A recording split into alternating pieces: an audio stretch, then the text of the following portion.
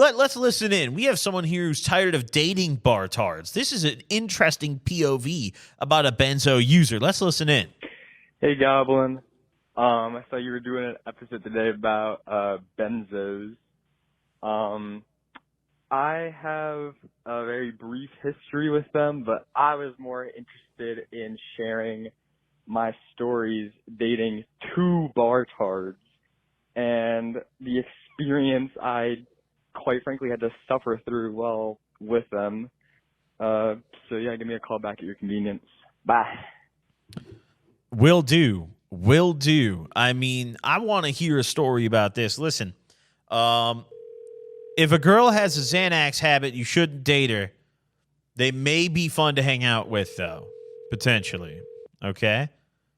You shouldn't date anyone with a Xanax habit. Holy shit. Hey, you're on the Gobcast. You might be recorded? I did not expect to get a call from the Gobcast. Well, I'm intrigued. I mean, this is an interesting POV from your voicemail. Like, what's it like dating bartards, dude? Fill me in. All right. So, quick little backstory. I feel like it's kind of needed. Yep. I had been at a low in my life, and I was like back-to-back dating like mentally ill women.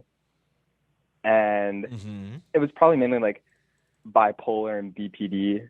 I'm not going to get too into it, but anyway, this first girl, she was genuinely psychotic. She lived on a farm, and she had like drove her tractor onto the highway multiple times to try to commit suicide. And she like had like holes all in her wall because she did Xanax so much. She tried to kill herself with a tractor? Yes, like she hopped on the tractor. What? After an argument with her father, and she literally just... Where the hell do you live? Dude, at this time, I don't live there anymore, but I lived in Maryland. And so I used to live in the city. I used to live in like near Baltimore. But okay. But she was like out in like the hills. Like she was in a sticks, bro. And so, I didn't know Maryland had land like that. I'm not really familiar with the state. No, it's a decent bit of the land, actually, believe it or not. Oh shit. Okay. Yeah. And so she had like a horrible relationship with her father, and she like had no support system. She had many toxic relationships before her, and honestly, like, the only reason we started dating is because she let me hit the first time we linked. So that's a green flag for you? You're like, yo, I'm gonna cuff her. At the time, fuck no now, bruh. Now that I'm on my healing arc, bruh. Nah. Like, he turned around, bruh. Bruh, no, and the craziest thing is that she was so crazy that she was going into the city to buy these like random ass like unlabeled carts that were like filled by her quote unquote plug, and she said that she was getting them for $5 each, and that she was getting them from the plug. And, those were vape juice, dude. And first of all, I don't know if she was letting the plug hit or what was going on, but she like I was like 15 at the time. This was like 5 or 6 years ago, and I didn't have any other plugs. I just started getting into weed and drugs, and so I saw a vape, and I was like, oh, okay, it's my girlfriend. She's in college. I was in high school at the time. Like, okay, and I hit this pen unknowingly, and it just felt kind of like a light buzz almost. I don't really know how to explain it, but after I did it more and more over time, I started to get really sedated from it and like really loopy. And I found out that supposedly, I don't know if it's actually possible, but what she told me after we broke up was that supposedly there was oxy in this cart mixed with some Delta 8. And so I don't know like what research chemical opioid I was getting fucked up off of, but like, what the fuck? Yeah, dude, like I can't even get into it. Like wild ass shit. But going back, how long did you date this girl? Dude, for like 4 months. What the fuck? Yeah. So then but this is just one of the two that you said you've dated. Yeah, dude, not even get to like her benzo story, dude. She was always so barred out that like she genuinely wouldn't remember like the last time we hung out. She wouldn't remember arguments with her parents, and she wouldn't remember serious conversations that we would have. And she had like holes in her wall in her doors and new ones every time I went over because she had bar rage, and it was genuinely terrifying. And I'm grateful that she like never was super abusive towards me. I mean, I just this person. I'm trying to picture this woman that you're describing, and I just can't, dude. She's worked at Like McDonald's for suicide 5 by years. tractor, Bartard, McDonald's employee. Like I can't even picture this person, dude. This is nuts. And she had like you know what daily pay is? Yeah. No, what the hell is that? I'm on a phone call with my YouTuber from the podcast. Can you tell him I need 5 minutes? Please. Sorry, my bad. I'm about to get a family dinner. Oh, it's okay. It's okay. So, I mean, how'd you break up with this girl? What happened? So she and I took a quote unquote break because she was like genuinely like again mentally ill, and she couldn't handle trying to not and having a relationship at the same time. And so we took a break, and during this break I casually started talking to other women, nothing serious. And we got back together, and she came to one of my baseball games, and so I gave her my phone while I was batting. And all of a sudden, like literally while I'm at the plate, I hear crying and wailing on the sidelines.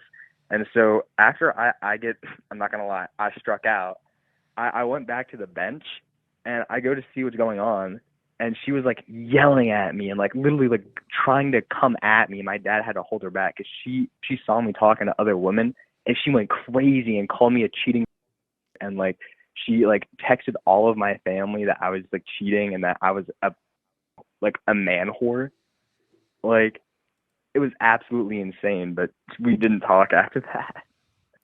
And also, so have you ever spoken to her again since this breakup? Yeah. I tried to get closure. Like I tried to like reconcile and be like, hey, like you wanted closure in this situation. Well, not really closure, but I just wanted to make sure that she was alive, quite frankly. And I went back and I was like, hey, like how are you doing? Like, are you doing okay? And she didn't even remember me. Damn, that had to be a blow. That had to hurt, low key. Not really, because it was a shitty ass relationship. It was toxic as fuck. It was terrible. We didn't love each other. Damn. Well, I mean, hopefully she gets some help and stays off tractors. Hopefully, that would be good. Well, Sam, what's up with the other one? So this other one was this girl in my neighborhood who went to my high school that I didn't even know up until like the last year of my junior year. And she and I started hanging out after school, and I learned that, her parents weren't home and that they were at work after school. So I was like popping over there pretty much every day, cracking it, And so after shit got like entangled, we got intertwined and shit.